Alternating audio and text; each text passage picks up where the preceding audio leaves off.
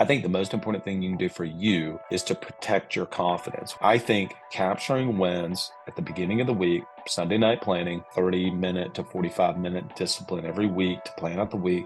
First thing you do is capture wins.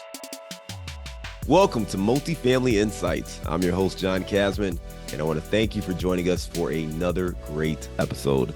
If you are enjoying this show, tell us about it. Give us that honest feedback. Leave us a rating and review. That helps us understand what you're looking for out of the show, but also helps other listeners get the same great value you're getting from this content. And if you haven't done so already, make sure you hit that follow or subscribe button so you don't miss an episode. We've got a great show today. We're going to be talking to Bradley Hamner. They say you're the average of the 5 people you spend the most time with. So if you want to grow as a multifamily investor, you have to spend more time with other multifamily investors. And an easy way to do that is to join our apartment investing mastermind group today. Just go to casmancapital.com and click on the mastermind button. Now, as a part of this group, you'll get access to expert trainings, group coaching calls, industry news and updates, as well as all of our webinars and workshops, including our 3-hour workshop on raising capital. Again, if you want to be around other multifamily investors that can help you scale your portfolio today and grow your network, make sure you're a part of the Apartment Investing Mastermind. Just go to casmancapital.com and click on the mastermind button today. Now, Bradley Hamner is a business growth coach, certified value builder, creator of the Rainmaker to Architect Assessment, and host of the Above the Business podcast. Now, each week, he shows other entrepreneurs and business owners how to install the systems, processes, and routines their business needs to grow and scale. Let's welcome to the show, Bradley Hamner. John, I'm so excited to be here. Thank you for the opportunity. Absolutely, Bradley. Great to have you here. I'm excited for our conversation today. I went over your bio at a very high level. Why don't you take 2 minutes and fill in some of those gaps? Well, my entrepreneurship started back really whenever I was growing up, and I taught a lot from my father. He's in the farming industry, owns a multiple different aspects of in the agriculture industry. They do farming, they do seed conditioning, et cetera. And that really shaped me, not because of that industry. In fact, I never ended up doing anything with my dad in farming at all. But one of the things I really learned from my dad, which I'm so grateful for, but then ultimately ended up being one of the biggest Achilles heels in my career as an entrepreneur, was hard work and what it actually takes. My dad working 7 days a week, missing games, et cetera, because he needed to be in the field and running that business. I started my first company in 2010, January of 2010, and got off to a pretty quick start, but it was all dependent upon me. It all came crashing down on me in 2015 when ultimately I simply ran out of time. And so I was forced with a decision. Am I going to go back into corporate America? I knew that I could go back into the pharmaceutical industry, which was my previous career, and take an opportunity, but that would have been signaling failure. And I said, well, I can't keep doing what I'm doing at this point. And there's a lot of details and stories behind that, but I can't keep doing it this way. So I've got to do something different. And fortunately, before we hit record, you actually mentioned Dan Sullivan and one of his concepts, Gap in the Gain. And I was actually in Toronto at Strategic Coach, and I got a happy chance to sit next to an incredible entrepreneur, and we were doing the 10X exercise. And basically, now, ironically, about a year ago, they just came out with that book, 10X is easier than 2X. But we were doing that exercise. And you take your revenue, your personal income, multiply it times 10. And the guy I'm sitting next to did it. And he said, well, last year we did 40 million. I did 5 million personally. And so here's what it would look like at 400 million and me making 50 personally. And I was like, what? I've never heard these numbers before in my life. Now, granted, up to that point, it was taboo in the business I was in, and nobody ever talked about their personal income and revenue and profitability numbers. So for him to do that and to share those numbers so openly, and then he said, "Will you go?" I'm not about to go. And so ultimately, later on, in that day, he said, "Look, it's just systems and processes." And John, I rolled my eyes and I said, "Oh my goodness, I've heard that before so many times." And he said, "Let me show you what it actually looks like." And for about 30 minutes at lunch, he showed me his computer. And that was ultimately the catalyst that changed the rest of my life. And so now it took some time to be able to do that, but ultimately it was that getting myself out of the day-to-day of the operations, because I actually had a glimpse of what it took to be able to grow and scale a business at that level. And so the rest is history. And that's what we help other business owners and entrepreneurs to be able to do now is, create an operating system so it exists outside of them, and it's not everything doesn't sit on their shoulders, and they can have a business that runs like a well-oiled machine. I love it. Bradley, you talked about your upbringing, watching your father work hard in the farming industry, realized that, wasn't the thing you wanted to do, but you took a lot of value out of watching your father. You got in pharmaceutical, ultimately became an entrepreneur. And then you hit this point where, things weren't moving well. You were considering going back and getting a job back in pharmaceutical, but it was going to be a signal of failure. You ultimately went to this Dan Sullivan event through Strategic Coach, sat next to this gentleman who was crushing it. He did this 10x exercise. And then in sitting down with that person, it really helped you understand, wow, it really is about systems and processes. I think there's two things here I want to dig into. One, let's go back to that signal of failure, because we have a lot of listeners who, started their entrepreneurial journey or started their real estate investing journey trying to create financial freedom or financial independence, but they're struggling. They're not getting the progress that they were hoping to get. It's hard to find deals. It's just, the economy is starting to change. Talk more about that signal of failure and kind of what made you decide that you were going to double down on this, as opposed to what made, yes, it's a humbling route to kind of go back and get a job, but it also in many regards could be the quote unquote easier route. Talk to us more about that signal of failure.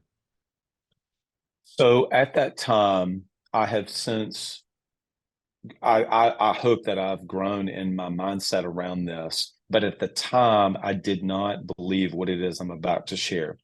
I fundamentally believe now that businesses fail, entrepreneurs don't. Businesses fail, entrepreneurs don't. But I go back to 2015, that is not how I felt. I felt that I was a failure. This was a deep meaning thing, that I was failing. Now, in my career, sports has been a big part of my life. I played golf in college. I played basketball and baseball. And so from a young age, I understood that you're going to have failure. And the best baseball players, people know those statistics around batting 300, et cetera. I mean, you watch basketball games, you're from Cleveland originally. So LeBron James, I they know had to toughen failure. the game last I night. know Yeah, sports failure. failure. You do. And so I think sports is an amazing training ground for business. And so I understood that, and I had setbacks along the way, but I really was faced to a point, and this is important. The business had been succeeding. What had got me to that point was no longer going to continue to get me to where I want to go. So here's the thing. The skill that got the business off the ground, the ability for everything to run through me, what was needed in 10, 11, and 12, and 13 was enough. It was enough. And the business was succeeding. The problem was things began to pile up on me. There wasn't enough time in the day.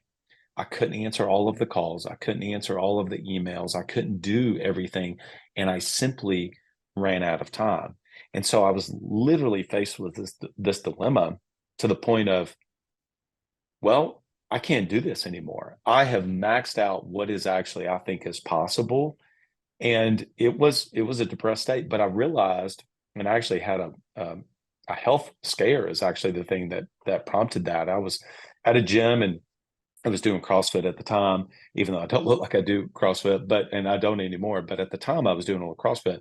I went to the gym that morning, and I started feeling pains in my chest. And I actually thought I was having a heart attack, but it was a panic attack. It was a panic attack. And I called a physician friend of mine, and he said, well, come over here. And he put me on his in-office EKG machine. And then he said, you know what? Actually, Bradley, I see some things on here that are actually concerning. We need to get you in to see a cardiologist right away. And so he called his cardiologist friend. I think I got in the next day. Well, that 24 hours, I mean, you can imagine I was in a full-blown panic at that point. I'm 34 at the time. I thought I was in relatively good health. What is happening to me? And so they do the test, and that was the first time I'd done a stress test on a treadmill. And he said, "Look, everything's fine with your heart, but I don't know what you've got going on in your life, but something needs to change." And again, I wish I could tell you that at that point, that oh, that was the moment everything changed. I just realized, what am I going to do? What am I going to change? I remember sitting in the lobby of that cardiologist or the hospital to get the test done. And I'm still like responding to emails and trying to keep up with everything because I felt like I needed to be on all of the time. And I want to take you back. I actually have a visual of this that I've shared with people. I have a screenshot of an Instagram post I had made in June of 2015, exactly a month before this event happened that I'm referring to. And it's a picture of two laptop screens, and you can tell I'm in a lobby, and it's at Disney. And my son is 5 at the time. My daughter is just about to turn 1. And the caption of the Instagram post says, "Better never stops, even on vacation." And it says hashtag team meeting. And I cringe at that because, see, I thought everything had to go through me, even just running a weekly team meeting, that I needed to be at Disney with my family with two computer screens in a lobby trying to run a team meeting on a Monday morning when I should have been, getting ready for having coffee and getting ready to go to Disney. And so that just shows what ultimately it was foreshadowing to what was going to happen a month later. And so I really felt like at that point that I'm a failure. And so the easy thing to have done, and I actually had spoke to a couple of people back in the pharma industry, and I knew I could go back and get a $200,000 base salary, company car, 401k, benefits, the whole 9 yards. I mean, I had enough experience being a business owner. I could go back in, be a manager, and just done the corporate life. I could have done that. That was an option on the table. And fortunately, I said, okay, I believe that will be there. I'm going to give this one more shot, but I got to do something different. But again, it wasn't until even a couple months later, it was about 4 months after that health scare, that I found myself in Toronto at Strategic Coach, that finally gave me a glimpse of, oh, yeah, I'm not doing that. I mean, I came back and I realized I didn't have anything documented, nothing. I didn't have anything documented in the office. And so now I stumbled through it. Okay. It wasn't as beautiful as the documents he had, but I started to kind of work through like, yeah, I've got to get my business out of my head. And so I kept working at it, and it ended up working. But internally, I absolutely saw myself in that moment as a failure. I didn't see it as the business was failing. I saw me as a failure, and that was a fundamental difference in the way that I see things now. Bradley, I appreciate you sharing that story and understanding some of the challenges you went through, especially with the health scare. And your quote there: "Businesses fail, entrepreneurs don't."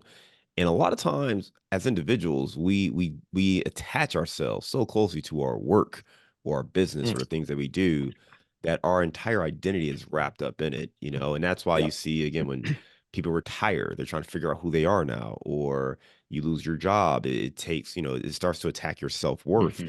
I recall, for me, being an entrepreneur, well, before being an entrepreneur, when I was in corporate America, I was in advertising and marketing and doing really well there. But as I started to invest in real estate, we started off great, especially in the small multifamily stuff.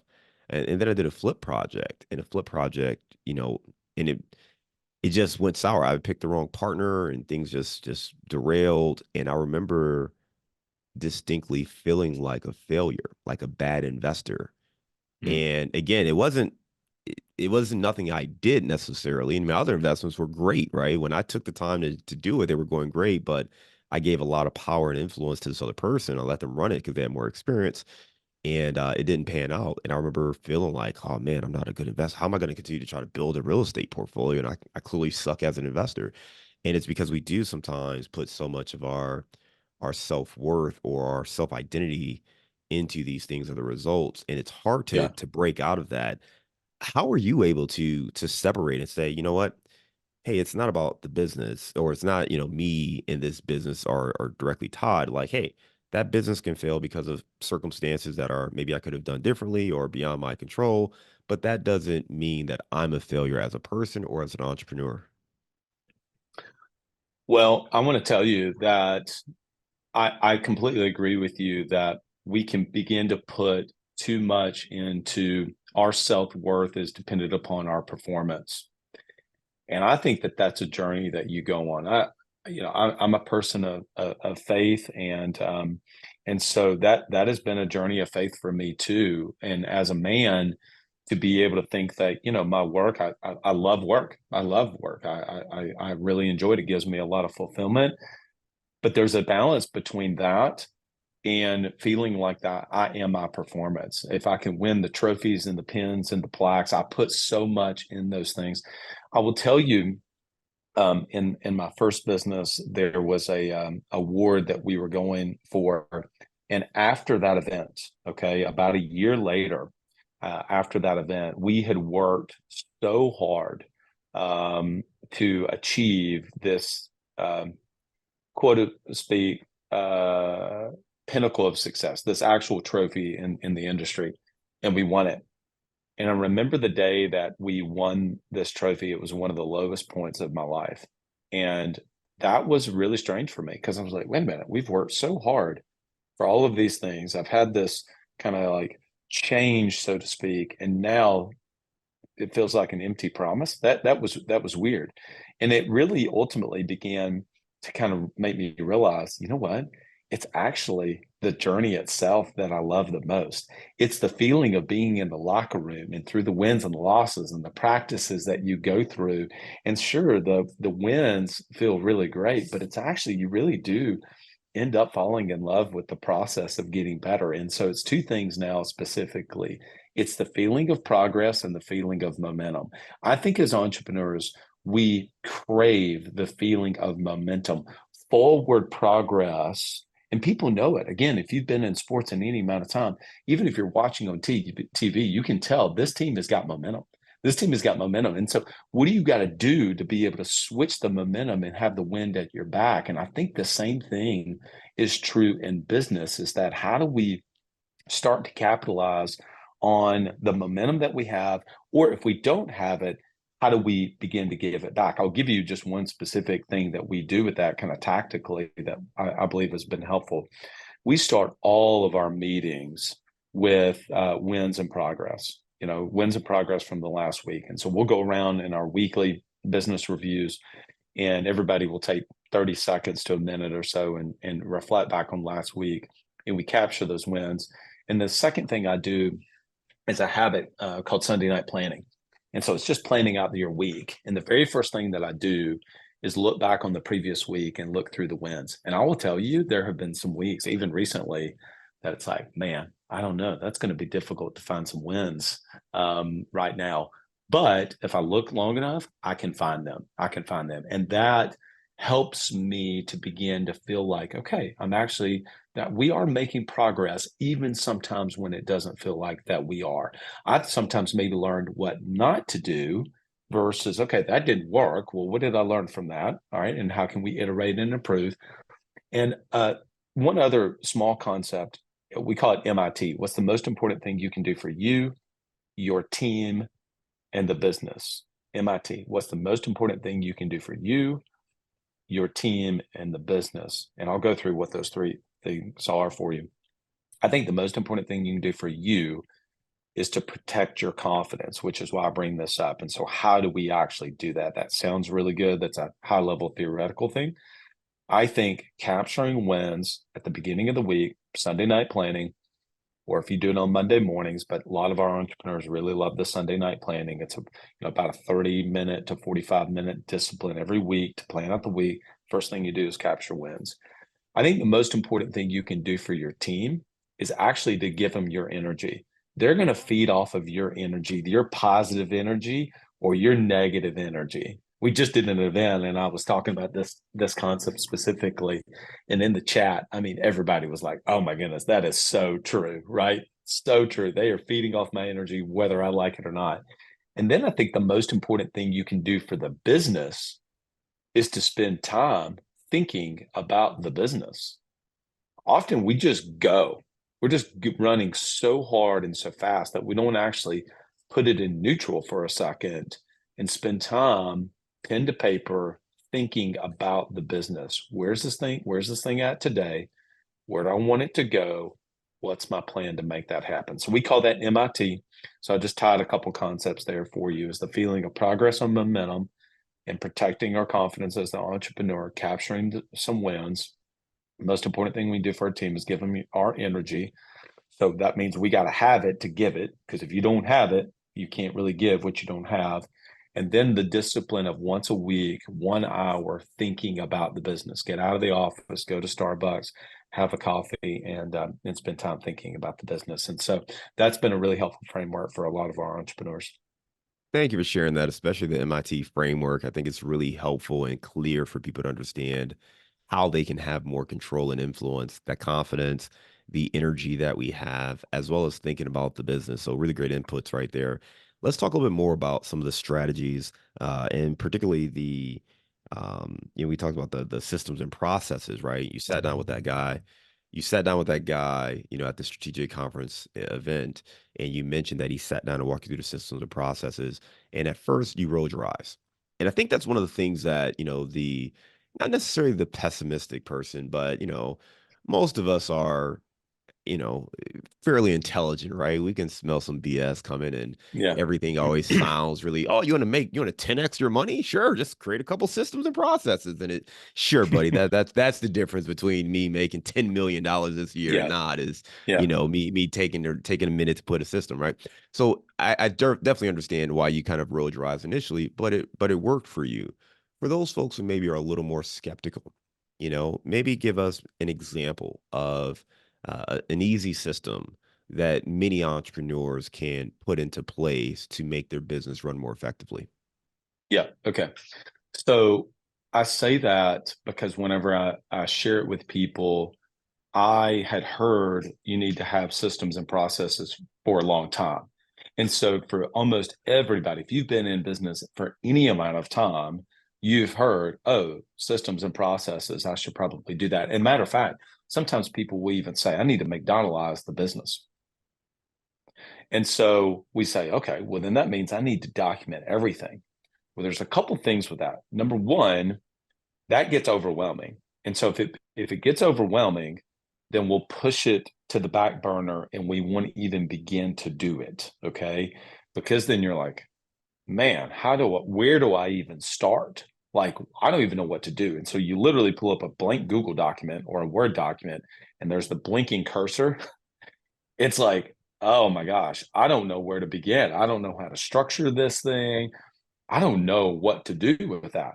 And so that's kind of where I was. I was like, what do I start typing in? How do I structure what these documents even look like? And how long should they be? And how much information should be in there?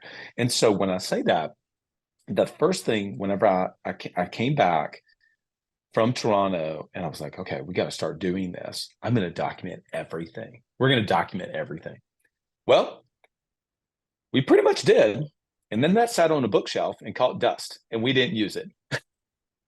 So if anybody has ever had the experience of doing something like this, a 175-page manual, I think is what I called it at the time, and then putting it on the shelf and nobody actually looks at it, then you think, what is the use of this thing? Like, I literally do not understand this. I thought I documented it, nobody uses it. Okay.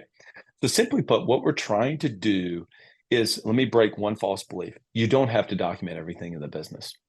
So hopefully just even that statement gives somebody a permission to realize, like, okay, not everything needs to be documented into the business, but there are some key things that we do want to document. So what are some of those?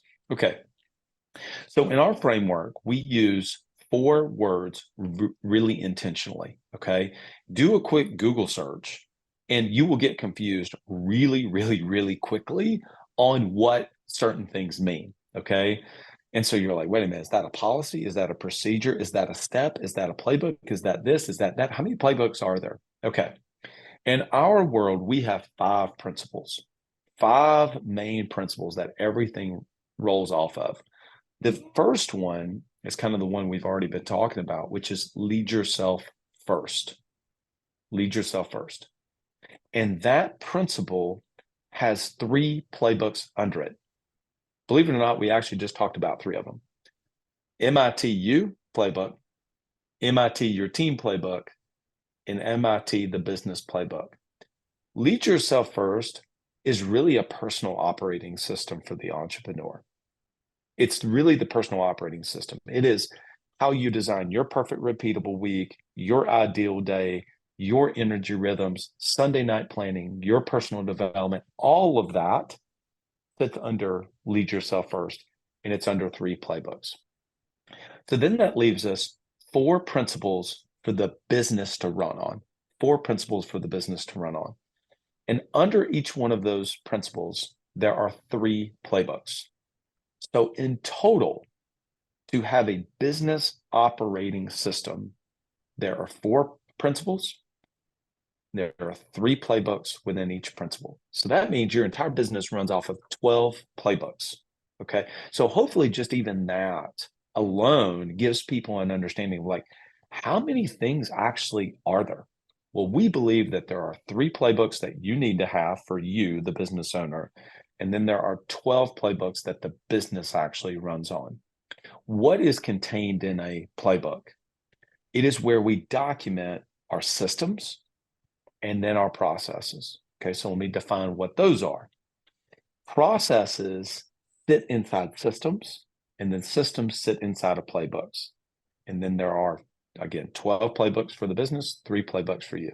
So that's the language we use. We call that the Blueprint OS hierarchy. Okay, that's the actual organizing structure. John, when we work with our business owners, we go as far as literally that is how you set up your folders in your Google Drive, Dropbox, shared drive, whatever shared drive you use. That's actually literally how we want people to set up their folder system so that you know where all of this information actually is. You can actually begin to find it, okay? So let me give you an example of a system versus a process that's very common for pretty much every business owner. And it is a new customer onboarding. So we call the new customer onboarding a new customer onboarding system. And with ours, for our Blueprint members, that is 13 steps. Now, by the way, it doesn't have to be 13 steps for everybody. Ours just happens to be 13 steps. And so each one of those steps is a process. How do we take payments? How do we send the welcome gift? How do we welcome them into the community? All of those, that's a process, that's a process, that's a process. And that collection of processes fits inside of the system. So again, principles, there's 5 principles. Lead yourself first, clarity, alignment, team, execution. There is 3 playbooks for each principle. So there's 15 total playbooks, 3 for you and 12 for the business. And then there are systems and processes inside of that. Okay, so now that we've got the actual organizing structure in place, where do we actually begin? What does it actually look like? At the end, I'll share the URL for people to go and actually download my playbook for creating playbooks. That actually gives you a template for you can take and use. It's the actual literal templates of how we structure all of our documents. So one of the things I learned from that guy in Toronto, and I say learned, I really remember just seeing it, is how beautiful his documents were and how easy they were to read, okay? And so we have a certain way we want to structure documents, literally how we use headings and how we use emojis. And I know that sounds like childish. Actually, it helps a ton. It helps a ton because it makes it so easy for people to understand how a document is actually set up and how it's structured and how it's organized. Okay. Well, that sounds great. So you've got a document and it's organized with certain headings and certain fonts, et cetera. Okay, that makes sense. What actually goes into these documents? There are 3 simple things that we put in every document. There's the process itself. There's the scripts that we use. And then we also touch on mindset. There's the process, the scripts, and the mindset. So you may have some text templates that you want to use. That's where they go, is under the scripts. You may have some, this is the outbound sales call that we have, or this is the call that we'll make to a possible someone who has a property that we want to purchase. What's the actual script? What's that conversation that you want it to be to see if they're interested in selling that? All of those things get put into scripts. But a lot of it that gets missed is mindset. Like, why are we asking it that way? Why do we position it that way? And so actually saying here's the mindset behind this and why we say it this way, that has helped so many business owners because they've never actually thought to put the mindset as part of that. And I'll share with you, I'm actually happen to be looking at one kind of behind the camera. There's a whiteboard back there. And on that whiteboard is sticky notes. If I had one on my desk, I'd show you. So it's a yellow sticky notes. And when we are actually designing the process, we use a very fancy software called a whiteboard and sticky notes. And we go to a literal whiteboard and we will use sticky notes and say, okay, where do we start? And we'll say, well, this is where we start. We write on a sticky note, we throw it up on the whiteboard. And we take another one. We say, this is the next step. And we put it on the whiteboard. And then what we end up doing, and we say, then what happens? Then what happens? Then what happens? And then when we're done, we usually end up with somewhere between 5 and 25 sticky notes. And then we take a picture, we draw lines on it, and that becomes what's called the process map. It's a visual representation of your actual system that you have. Does that make sense? Okay. And that has been one of the easiest, most transformative things for our business owners. Even if you do not put any document like language on your document, none, and you only had a visual representation of your system, that would go so far. I wish I'd have learned that a lot sooner because I tried to do a lot of like verbiage, right? A lot of words on a page as opposed to the visual representation. I encourage people to start with a visual representation first, and then you can fill in the language underneath that. There's software out there called Lucid Chart, Miro. There's all kinds of like things you can use that ultimately you can take that and put it on a digital format. But I encourage people to not start there because then you're going to get caught up in the tech of it versus scrappy Post-it notes, throw it on a whiteboard, map it out. That's the language we use. Map it out, put that into the document. You're about 80% of the way there, just simply doing that. So that's the organizing structure. The very first one I would do, and the most important for any business by far. How does a customer happen in this business? How does a new customer happen in this business? So John, if I came to anybody's office, and I'll fly in and do a day. The very first thing that we will look at after we, get some frameworks out of the way, I'll say, okay, let's go to the whiteboard. How does a customer happen in this business? And I'll put start. What's the first thing that happens? Then what happens? Then what happens? Then what happens? And we visually map it out. It usually takes an hour. The relief on the business owners, like just the weight off of their shoulders, the way that they literally are like, wow, okay, yeah, I should have done that for a long time. This business has been operating for 10 years and I've never done that. They actually begin to feel like, okay, I've got my hands around how this actually happens. And that's my recommendation of where we would start. I love it, man. Great information there. For our listeners, a lot of information there to unpack. So rewind that back and play back a portion of that. You talked about a couple things. So one, you have your systems, you have your playbooks, you have your processes. You talked about, really there's 12 playbooks for the business, one for yourself. I'm sorry. So one of those systems or processes yourself, right? So you have the 3 playbooks there for the principles for the business, 12 playbooks for the actual business. And you said where you start is really understanding how a customer happens. How do we make money? Where do we find clients, customers? Like that's where you want to start when you're trying to create systems and processes for your business. So I really appreciate the details you shared there. For folks who do want to learn more, they can check out your website, Blueprint multifamilyos.com/assets. And we will definitely make sure we link to that in the show notes.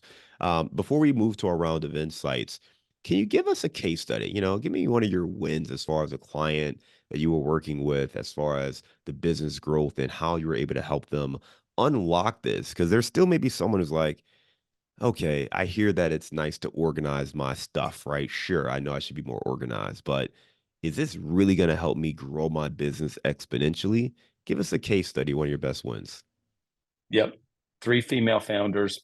I actually started with 4, had never been in business before, had never taken a business class, never been in entrepreneurship. They started in 2019 from basically an idea.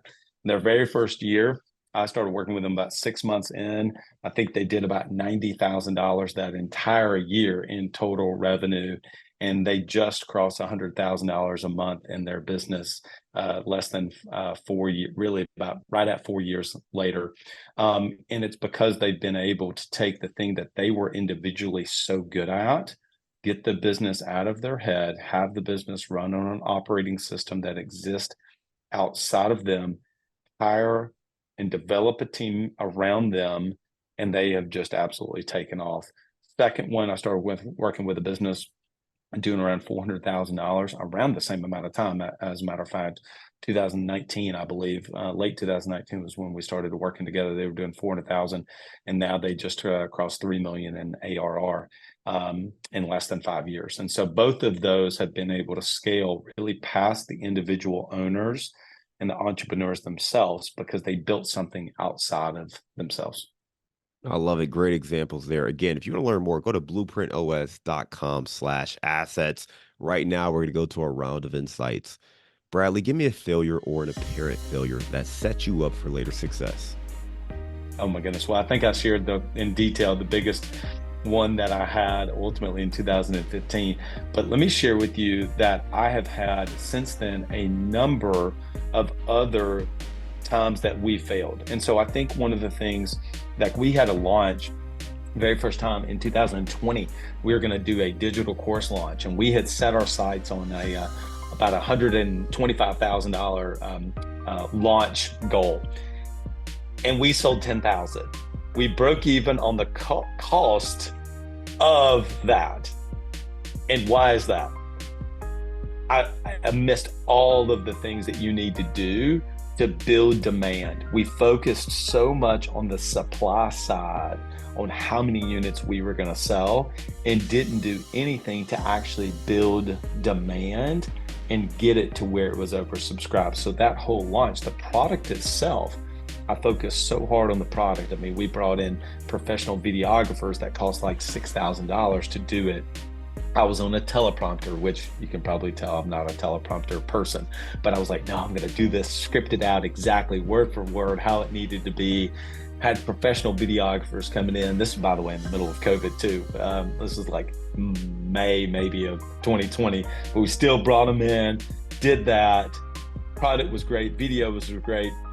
It was a total flop. It was a total flop, even though the product was really, really good. And so that was one of the biggest lessons too, which is around the idea is that you've got to be able to be focused on the demand side of the equation, marketing, not just on product development. Product's got to be good for sure, but you also have to be able to create enough demand in the marketplace. Give me a digital or mobile resource you recommend for your business. Love Notion. Huge Notion person. I was an Evernote power user for a long time and tinkered around with Notion. I almost gave up on it initially, and I'm glad I didn't. I really love Notion. We put a lot of our documents, we embed a lot of things in Notion. It's actually where our operating system itself lives, is on Notion, and I think it's just an incredible tool. Give me the book you've recommended or gifted the most in the last year. Yeah, I almost didn't used to tell this book very much because I was like, oh, I think I'm going to keep this one to myself for a long time. And, but no, the book by far that has changed my life in terms of business is by Keith Cunningham, The Road Less Stupid. That book is absolutely incredible. And now I share it with everybody. It's like, no, you got to get your hands on this book. It's amazing. And the people that have come back to me and said like, Oh, no, you're right. That actually is a really, really good book. So yeah, that book is amazing. Give me a daily habit that helps you stay focused on your goals. Yeah, so I have one central place where I put all of my to-dos or projects.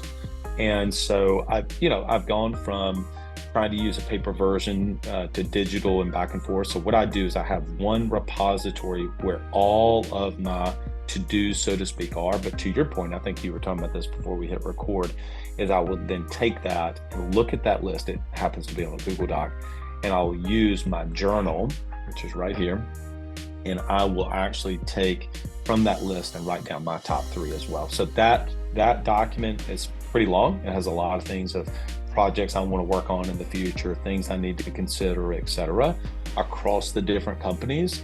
And then I'll use my paper journal to write down, this is my big three for today. All right. Give me your number one insight for starting to develop an effective operating system. I think the very first thing is to begin to make the shift that you are no longer the rainmaker of your business, but you are the architect of your business. That when you see yourself and you adopt the label of becoming the architect of your business, like our one-liner is Rainmaker to architect is who you become. Blueprint OS is how you get there. But first, even before you start to go through in designing, building, installing an operating system, I think you have to see yourself first and foremost as the architect of your business. And when you start to see yourself that way, you will start to see things differently. You'll say, okay, wait a minute. If I'm the architect of this business, what does an architect use? They use blueprints. Let me design this, not have it defaulted. I didn't say that earlier, but we try to do everything by design, not by default. I love it. Let's lighten the mood a little bit. You are in Huntsville, Alabama. Give me your favorite place to grab a bite to eat. Oh my gosh. Let's see. Well, my favorite coffee place, I'm a Starbucks junkie for sure, but there is a fantastic restaurant that's kind of like a twice a year place in Huntsville called Cotton Rose. So John, whenever you come back down to visit in Huntsville, you and I will grab a bite to eat at Cotton Rose. It's pretty amazing. Cotton Rose it is. Awesome. Listen, you gave us a lot of great information today. Bradley, you talked about your background, kind of, watching your father grow up, working really hard in the business and recognizing it was important to work hard, but ultimately realizing that you can't be the sole rainmaker, right? You made that transition yourself from rainmaker to architect in your business through a lot of the learnings you had at that conference, and talk to us about how important it is to create systems and processes, but also keep it easy and simple to get started and do the first thing, which for many of our listeners and for you, it's understanding how do you get customers, focus on that process first and foremost, find ways to systematize that. That's going to make your life a little bit easier. You have some goodies and some assets available. So if anyone does want to check that out, they can go to blueprintos.com/assets and check out some of the frameworks that you have available there. Again, it's been great talking to you. Appreciate all the guidance and information you've provided today. We look forward to staying in touch with you and hope you have a great day. Thanks so much, John. Appreciate you and all you do.